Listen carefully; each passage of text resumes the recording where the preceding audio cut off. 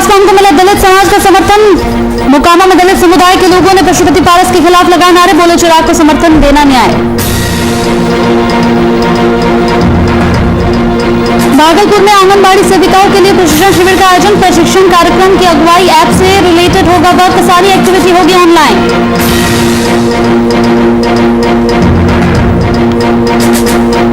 मधेपुरा में petrol diesel के बढ़ते दाम से जनता में आक्रोश। ऑल इंडिया स्टूडेंट यूनियन सरकार के रवैये से लोगों को किया जागरूक। लोगों के घरों में जाकर मोदी सरकार विरोधी स्पीकर भी लगाए। और समस्तीपुर एलजेपी में अध्यक्ष विश्वनाथ पासवान ने की प्रेस कॉन्फ्रेंस। विश्वनाथ ने राष्ट्रीय अध्यक्ष पशुपति पारस को दी बधाई, पार्टी को मजबूती के साथ आगे बढ़ाने की कही बात।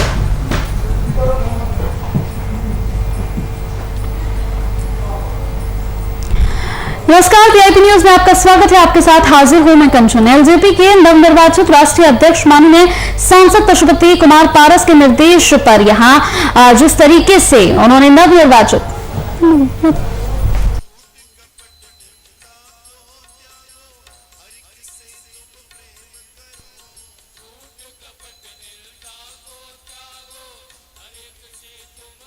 कॉन्फ्रेंस की, आपको बताते चले इस दौरान उन्होंने यहां पर नवनिर्वाचित राष्ट्रीय अध्यक्ष पशुपति पारस को बधाई दी। साथ ही मीडिया से बातचीत करते हुए पशुपति पारस के नेतृत्व में पार्टी को रामविलास पासवान की विचारधारा पर चलकर पार्टी को मजबूती से यहां आगे बढ़ाने की बात भी कही।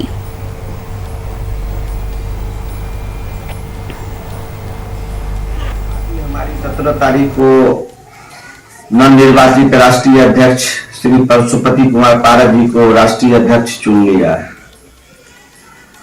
और चुनने के बाद आशा करता हूं कि माननीय सांसद पशुपति कुमार पारस जी ये अपने पद को सही दुरुपयोग करके पार्टी को आगे बढ़ाने का काम करेंगे। पार्टी में हमारे जितने एग्जीक्यूटिव कमेटी के मेंबर थे वह पार्टी में आके अपना साइन किए, वोटिंग किए, साथ ही आमंत्रित सदस्य भी थे।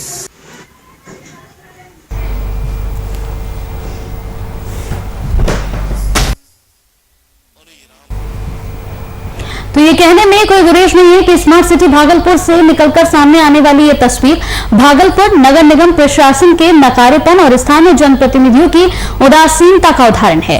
ये तस्वीर भागलपुर के मिजवान हाट से है। वासलीगंज तक कोई यहाँ पर ऐसा मोहल्ला नहीं है जहां पर बारिश का पानी ना भरता हो, लोगों के सामने परेशानियों का अंबार न लगता हो। मानसून की पहली बारिश में ही नगर निगम के द्वारा यहाँ पर नाली के उड़ाही नहीं किए जाने और ड्रेनेज सिस्टम दुरुस्त नहीं किए जाने की वजह से पूरी तरह से ये इलाका जलमग्न हो गया है। पूरा क्षेत्र तालाब में तब्दील हो गया है। ये पूरा इलाका स्मार्ट सिटी भागलपुर के दक्षिणी क्षेत्र के रूप में जाना जाता है, जहां के लोगों को जल जमाव की वजह से काफी परेशानियों का सामना लगातार करना पड़ रहा है। लोगों को आने जाने में काफी समस्याओं का सामना करना पड़ता है। देखिए, ये नगर निगम म्युनिसिपल कॉर्पोरेशन जो है कोई काम नहीं कर रहा है।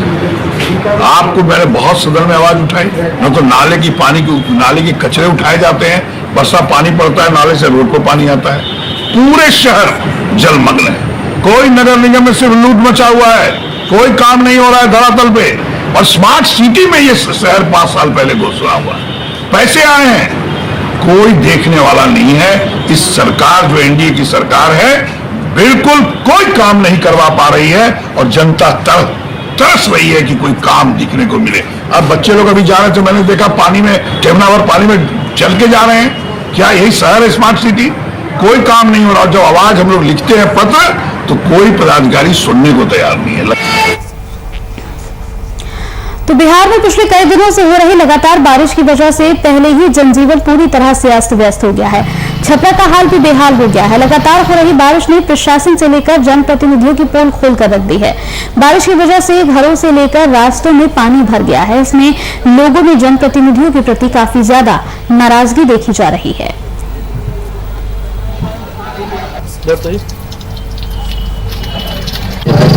यह है कि एक तो महामारी से पब्लिक परेशान था, दूसरी नगर निगम जब आग लगी तो बुझाने के लिए चले। इस मोहल्ले का व्यवस्था इतना चौपट है कि मन निकासी का कोई साधन ही नहीं है। ये कानून नाले की सफाई कैसे हो रही है?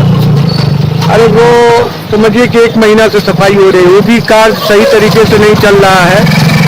2-4 मजदूर से ये काम करा रहे हैं। इतना न चौपट है मोहल्ले वाले को, पानी का निकास सही नहीं है, सारे लोगों के घर में पानी घुस गया है और दिन आराम से नगर निगम के कर्मचारी अफसर सोए हुए हैं। हम आयुक्त को, नगर निगम आयुक्त को ये ध्यान में डालना चाहते हैं कि मैदान हर चौक जो रोड वारसलीगंज के इधर जाती है, थोड़ा सा भी पानी पड़ने से यहाँ का दुर्दशा देखा जाए। कल आते हैं तो भागलपुर स्मार्ट सिटी, लेकिन यहाँ स्मार्ट क्या मार्ट भी नहीं है। कौन सा वार्ड है? ये है मेयर का वार्ड है, 50 वार्ड मेयर का वार्ड है। जब ये वार्ड में ये हालत है तो आम पार्टी क्या होता होगा। मधेपुरा की खबर है, जहां दिन प्रतिदिन पेट्रोल और डीजल के बढ़ते दामों ने आम जनता की कमर यहां पर तोड़कर रखती है। लोगों में इस बात को लेकर आक्रोश भी साफ तौर पर देखा जा सकता है। इसी कड़ी में मधेपुरा में ऑल इंडिया स्टूडेंट यूनियन ने जिला उपाध्यक्ष विकास कुमार राजा के नेतृत्व में यहां विभिन्न गली मोहल्लों में बढ़ते पेट्रोल के दामों को देखते हुए लोगों को सरकार के ऐसे दमनकारी रवैये के लिए जागरूक किया। इसके तहत लोगों के घरों में जाकर मोदी सरकार विरोधी स्टीकर भी लगाए गए। कमर तोड़ महंगाई है। जब इससे ही भाजपा सरकार आई है, महंगाई छा गई है। बार बार डीजल और पेट्रोल का दाम को बेतहाशा वृद्धि हो रहा है। इस पर मोदी सरकार को जो है अंकुश लगाना चाहिए। अंतर्राष्ट्रीय बाजार का जो कच्चा तेल का मामला है वो 30 रुपये से 35 रुपये पड़ता है। ये वैट सब्सिडी जो है मोदी सरकार का हटा करके और किसान के हित में डीजल पर जो है काम करना चाहिए। और रही बात गैस की, गैस 912 रुपये में गैस का जो है रसीद करता है, मूल कीमत है, और यहाँ घर तक आते आते 950 रुपया में गैस मिलता है। इसके लिए हमने कंप्लेन भी किया था। यह महंगाई जो है दिन दुनी रात चौगुनी हो रही है। देश में महंगाई का मुख्य कारण जो है या पेट्रोल और डीजल के दामों में वृद्धि है। पेट्रोल और डीजल के दामों में जो बेतहाशा वृद्धि हो रही है, जिससे हर तबका परेशान है। व्यापारी वर्ग अलग परेशान है, छात्र और युवा अलग परेशान है महंगाई से। और इसमें प्राइस हाइक जो है तो मूल्य वृद्धि पेट्रोल डीजल के कारण हो रहा है। आज गृहिणी जो है गैस का दाम 950 रुपया सिलेंडर हो गया है। और यह जो तेल का दाम जो है यह 100 रुपया से ऊपर पेट्रोल हो गया है। 92 रुपया जो है डीजल का दाम हो गया है। और कड़वा तेल जो है जो हम लोग घर में यूज करते हैं उसका 200 रुपया से ऊपर लीटर हो गया, जिस कारण से हर वर्ग तबाह है। राजधानी पटना में केंद्र सरकार के खिलाफ जाप कार्यकर्ताओं का आक्रोश एक बार फिर से देखने को मिला। बड़े पेट्रोल डीजल और रसोई गैस के दामों को लेकर जारी विरोध की कड़ी में जाप समर्थकों ने शहर के इंजीनियरिंग मोड़ से NIT गुलामबर तक यहां पर लाचार विचार भैंस मार्च निकाली। इस मार्च में समर्थकों ने अपने दोपहिया वाहनों को भैंस से खिंचवाया। साथ ही इस दौरान केंद्र सरकार के विरोध में जमकर नारेबाजी भी की। मौके पर जाप सदस्यों ने सरकार से पेट्रोल, डीजल और LPG की बढ़े कीमतों को तुरंत वापस लेने की मांग की। हम उसने पूछना चाहते हैं कि अब 100 के पार डीजल पेट्रोल, क्या अब आप जवाब दीजिएगा उन तमाम बिंदुओं को लेकर के। जब महंगाई बेतहाशा इस तरह से बढ़ती जा रही है, देश की जनता इस लाचार सरकार पर विचार करने के लिए सड़कों पर उतरी है। और हमारे राजेश रंजन पप्पू जो हमारे राष्ट्रीय महासचिव, उनके नेतृत्व में हमारे अनजान जानवर भी जो अनबोलता धन इस हिंदुस्तान में कहा जाता है, जो बोल नहीं सकते हैं, वो अपनी मौन प्रदर्शन बिना बोले ही ये प्रदर्शन कर रहे हैं कि सरकार विचार करो और लाचार इसी को छोड़ो और महंगाई को खत्म करो। अपनी सब्सिडी जो है, जो आपका टैक्स है, जो आपका वैट है, वो कम कर करके आप चाहे तो देश की जनता को आप महंगाई से निजात दिला सकते हैं। लेकिन आपको कुर्सी प्यारा है और आप देश को इस कदर आप महंगाई की मार से मारे जा रहे हैं कि जनता आज परेशान है।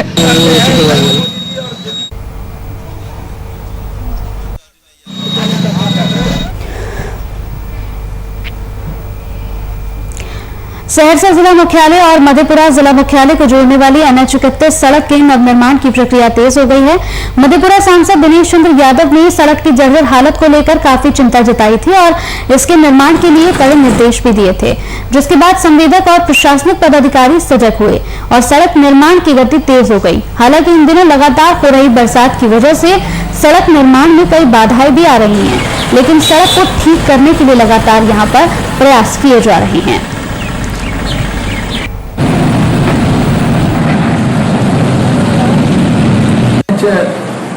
AI द्वारा इस काम को किया जा रहा है। 190 किलोमीटर की सड़क है महेशपुर के सिमरी बख्तियारपुर बड़ियाही सहरसा मधेपुरा जनबंशी पूर्णिया तक 2 चरण में इस काम को बांटा गया और पहला चरण है जो मानसी से मधेपुरा गए स्थान तक जो इधर के संवेदक हैं गेनन इंडिया उसको वह काम मिला और काम तो पूरी गति से शुरू हुई, लेकिन सभी लोग जानते हैं कि कोरोना के चलते सभी व्यवस्था अस्त व्यस्त हो गया और इस बार तो जो लगे हुए थे उसके मजदूर वगैरह टेक्नीशियन सब कोरोना का इस तरह से हल्ला हुआ प्रकोप बढ़ा कि सभी लोग काम छोड़ के भाग गए।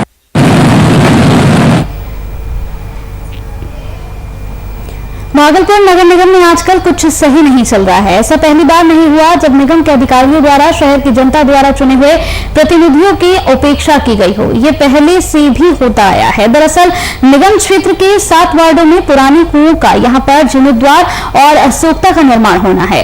इसके लिए नगर आयुक्त द्वारा यहाँ पर लगभग 5.69 लाख की योजना की मंजूरी दी गई है। हालांकि ये योजना 2 साल पहले ही जल जीवन हरियाली योजना के तहत आई थी, लेकिन नगर निगम के लेट लतीफी रवैये की वजह से यह अटकी हुई थी। इसकी टेंडर प्रक्रिया के लिए बातचीत चल रही है। वहीं दूसरी ओर इस योजना की जानकारी नगर आयुक्त के मेयर और डिप्टी मेयर को नहीं दी गई, जिसके बाद मेयर और डिप्टी मेयर का गुस्सा 7वें आसमान पर पहुंच गया। हालांकि नगर निगम में पहले से ही अधिकारियों और जनप्रतिनिधियों के बीच यहाँ पर खाई बनी हुई है, जिसकी वजह से कई ऐसी योजनाएं हैं जिसका सही समय पर क्रियान्वयन नहीं हो पाता है। जी आए थे विधायक जी, माननीय सम्मानित विधायक थे, क्योंकि ग्रामीण से आते हैं और उनका भी दायित्व होता है कि ग्रामीण को भी साफ रखें और शहर को भी साफ रखें, लेकिन अपना सिस्टम पे चलना चाहिए, जो इन नगर निगम सिस्टम में नहीं करता कभी अन्ना समय होता है। आज 2017 में ही डंपिंग ग्राउंड पास हुआ है, अभी तक योजना पास होगा वो पेंडिंग में पड़ा हुआ है, क्यों नहीं तक काम हुआ है? अब विधायक जी यदि बोल रहे हैं तो उनका हक है बोलने का। आखिर क्यों विलम्ब हो रहा है? किसकी वजह से विलम्ब हो रहा है? ये नगर निगम को क्यों नहीं योजना को ऐसा काम कर रही है? काम क्यों नहीं चालू कर रहे हैं? नगर निगम में आप भी हैं, किस पद के बारे में कर रहे हैं? नगर निगम का अधिकारी बारे में हैं कि जनप्रतिनिधि से दूर रहने की कोशिश करते हैं, जनप्रतिनिधि को जानकारी नहीं देते हैं, ना तो पार्षद को, ना मेयर, ना डिप्टी मेयर को।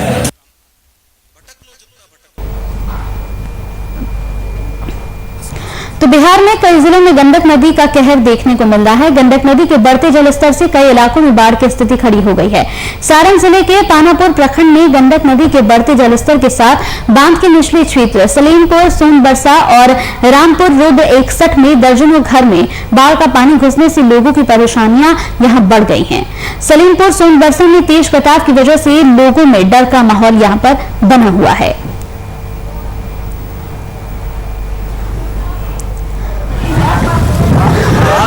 ये बाढ़ है से बचाव के लिए जो नदी से कटता है, नदी के पानी की धारा से जो जमीन कटता है, उस जमीन को रोकने के लिए हम लोग काफ़ी बहुत दिनों से प्रयासरत थे और कह रहे थे, प्रशासन तक ये बात पहुंचाया जाता था कि इसको नदी के उस साइड में जो दियर है उसको बीचे बीच 30 फीट गहरा और 200 फीट चौड़ाई में अगर नाला टाइप का चिरवा दिया जाए तो नदी का धारा सीधे मुड़ जाएगा और ये जमीन का जो कटाव है, ये कटाव से आदमी वंचित हो जाता है।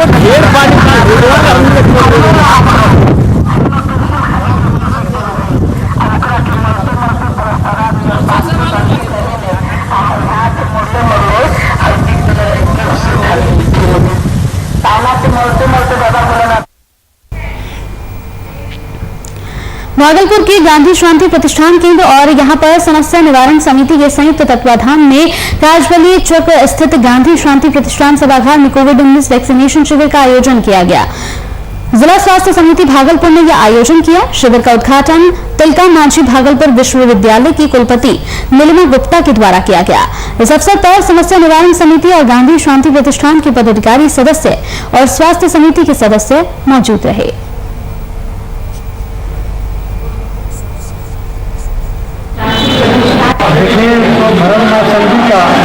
नतीजा है। लोगों को समझना चाहिए कि जो भारत है बिल्कुल नया भारत है और इसमें मुश्किल के 16 महीने 17 महीने हो रहा है। ये अभी रहने वाला है और ये रहने वाला है जिसको उसके साथ हम लोग भी लड़ते रहना। मैं बताना चाह रहा हूँ कि जब तक 70 से 80% लोगों को वैक्सीन नहीं लगेगा तब तक सामूहिक रोग निरोधक क्षमता, जिसको हर्ड इम्यूनिटी कहते हैं, HERD, हर्ड इम्यूनिटी तब तक नहीं होगा जब तक 70 से 80% लोगों को टीका नहीं लगेगा। ये एकमात्र टीका है कि सभी टीका लें और जब तक सबको टीका लग जाएगा तो पूरे भारत अपने आप कमजोर हो जाएगा और कोई उसकी क्षमता नहीं रहेगी इसमें बदलाव ला सके और उसी दूसरे और मरीजों में ज़्यादा जोखिम वाले बीमारी कम करें।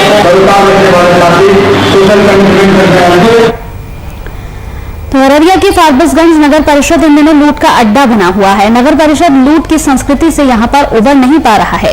विगत 1 साल से नगर परिषद के गोदाम में खरीदी गई करीब 200 डस्टबिन जंग की भेंट चढ़ गए हैं, पर इस डस्टबिन का इस्तेमाल नहीं हो पाया है।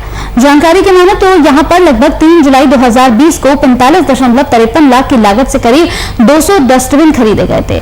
शहर के विभिन्न जगहों पर कचरा और गंदगी को लेकर इस डस्टबिन की जरूरत बताई गई थी, मगर आज तक इनका इस्तेमाल नहीं हुआ। 1 साल से ज्यादा का वक्त बीत चुका है। गोदाम में सभी डस्टबिन जंग के हवाले हो रहे हैं, लेकिन अभी तक इन तमाम डस्टबिन का इस्तेमाल नहीं किया गया है। ये 14 महीना पहले ये डस्टबिन को खरीदा गया था शहर के साफ सफाई में सहयोग के लिए, लेकिन चेयरमैन ने इसे एक कचरे के डिब्बा में कचरे के गोदाम में फेंक रखा, इसे सरा रहा है और नई टेंडर की प्रक्रिया की जा रही है, जो नई टेंडर करीबन 70 लाख का होने वाला है। पहले का डस्टबिन अभी तक लगाया नहीं गया है और नई डस्टबिन की प्रक्रिया शुरू कर दी गई है। इसे लगने से लोगों को तो फायदा मिलता, काफी लोगों को फायदा मिलता, शहर साफ रहता, लेकिन इससे नगर परिषद के चेयरमैन को कोई लेना देना नहीं, उन्हें अपने पैसे और पीसी से ही मतलब है।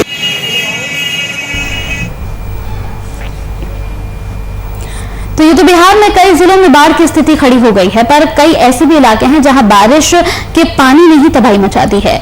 मधुबनी जिले के झांझरपुर में विकास का ये एक नया पैमाना आपको टीवी स्क्रीन पर हम दिखा रहे हैं। मामूली बारिश ने ही झांझरपुर स्टेशन वासियों की परेशानियां यहां पर बढ़ा दी हैं।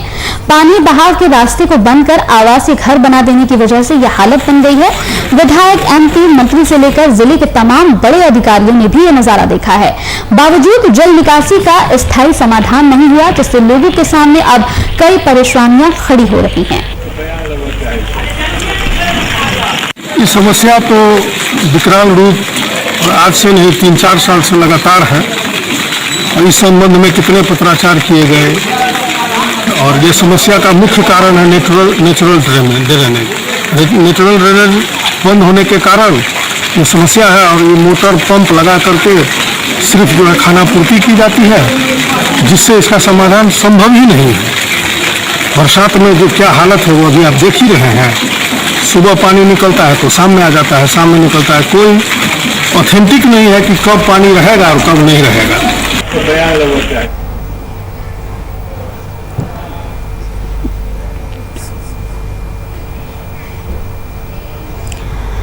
तो कैमूर से बड़ी खबर है, जहां पर सब्जी दुकान में चोरी करने गए चोर की मौत बिजली की चपेट में आने से हो गई है। परिजन इसे हत्या बता रहे हैं। मामला यहां न्याय बाजार का है।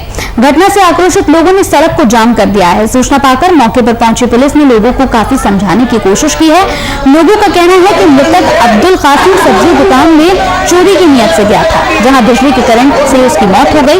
वहीं अगर परिजनों की बात सुने तो उनका कहना है कि घर से आलू उतारने के लिए उसे बुलाया गया था, उसे पीट कर उसकी हत्या कर दी गई। परिजनों ने अभी तक थाने में कोई आवेदन नहीं दिया है, लेकिन पुलिस अपनी तरफ से यहां जांच पड़ताल शुरू कर चुकी है।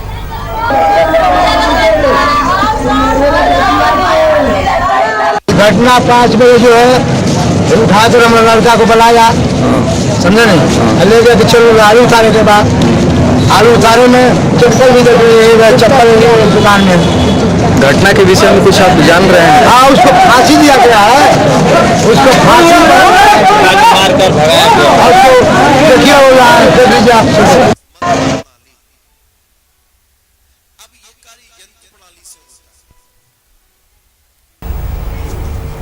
वहीं बिहार में एलजेपी में चाचा भतीजे की सियासत यहां पर थमती हुई नजर नहीं आ रही है, मगर इस लड़ाई में चिराग पासवान को दलित समाज का पूरा सहयोग मिल रहा है, पूरा समर्थन मिल रहा है।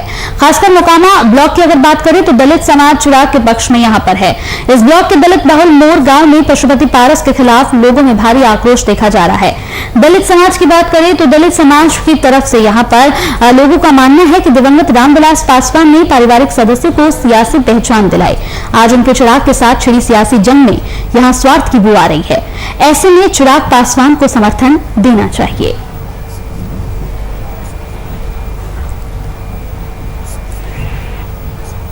सभी जाति धर्म समुदाय के लोग चिराग के पक्ष में एकजुटता का परिचय दे रहे हैं।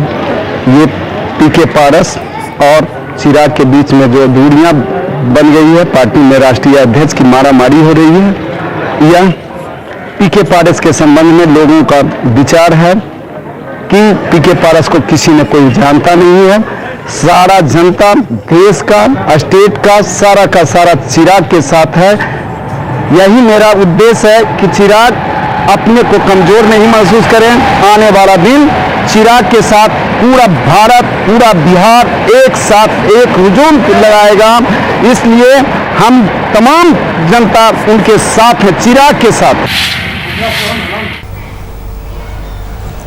तो भागलपुर में सीएससी के द्वारा यहां पर मोक्षदा बालिका इंटर स्कूल भागलपुर में आंगनबाड़ी सेविकाओं के ऑनलाइन कार्य करने को लेकर प्रशिक्षण शिविर का आयोजन किया गया। ये प्रशिक्षण कार्यक्रम का आंगनबाड़ी ऐप से जुड़ा हुआ काम है। इसमें पोषण का वितरण, भ्रमण और यहां पर गर्भधारण का रिकॉर्ड ऑनलाइन भेजने जैसे कार्यों को शिक्षिकाओं को सिखाया गया है। वो लोग जो काम करती हैं, आंगनबाड़ी एक ऐप आता है पोषण ट्रैकर, उसी से रिलेटेड लोगों को प्रशिक्षण दिया जा रहा है, जिसपे ये लोग काम करती हैं। क्या बताया जा रहा है? इसमें प्रशिक्षण जैसे आंगनबाड़ी जितना भी एक्टिविटी होता है केंद्र पे, उस केंद्र की जितना भी ऑनलाइन सबको भेजना पड़ता है सेविकाओं लोग को। तो अभी जैसे कोविड का टाइम चल रहा है तो सारा काम ऑनलाइन ही हो रहा है इन लोगों का। तो ये लोग घर जाकर के जो पोषण का वितरण करती है, राशन वितरण करती है, गृह भ्रमण करती है, गर्भवती धात्री का जो भी रिकॉर्ड इन लोगों के पास रहता है जाके पता करती हैं, उन सब चीज़ों को इसमें भरती है इस ऐप पे। ट्रेनर में एक सारिफ जी हैं, और ये सदर परियोजना भागलपुर का सदर परियोजना की सेविकाओं का ट्रेनिंग हो रहा है। भागलपुर के नाथनगर विधायक अली अशरफ सिद्दीकी, डीएम सुब्रत कुमार सेन और सीनियर एसपी नितिशा गुड़िया ने यहां सबौर प्रखंड के फरका पंचायत के इंग्लिश गांव में यहां गंगा नदी के तट पर कटाव नियंत्रण कार्य का निरीक्षण किया। कटाव नियंत्रण कार्य देखकर विधायक संतुष्ट नजर नहीं हुए। आपको बता दें कि उन्होंने जायजा लेने के दौरान पाया कि कटाव नियंत्रण कार्य में जियो बैग की जगह यहां सैंड बैग से कटाव रोकने का कार्य चल रहा है, जो कटाव रोकने में पूरी तरह से असक्षम है। इस संबंध में उन्होंने मौजूद स्थल पर जिलाधिकारी से बातचीत भी की। डीएम सुब्रत कुमार सेन ने कटाव रोकने की दिशा में हर संभव कार्य किए जाने का आश्वासन दिया।